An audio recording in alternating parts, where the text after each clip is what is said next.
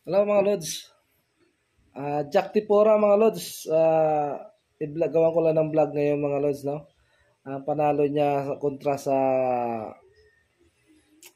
Mexican boxer. Impressive mga Lods.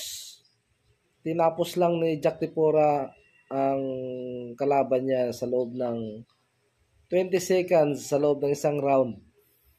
So, impressive mga Lods, di ba? Na napakalakas talaga ng mga Pilipinos pagdating sa boxing. Yun nga yung makikilala ang Pilipinas sa pamamagitan ng boxing.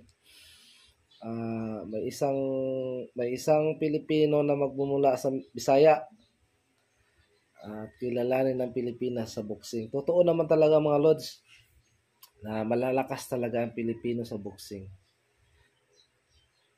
Biro mo,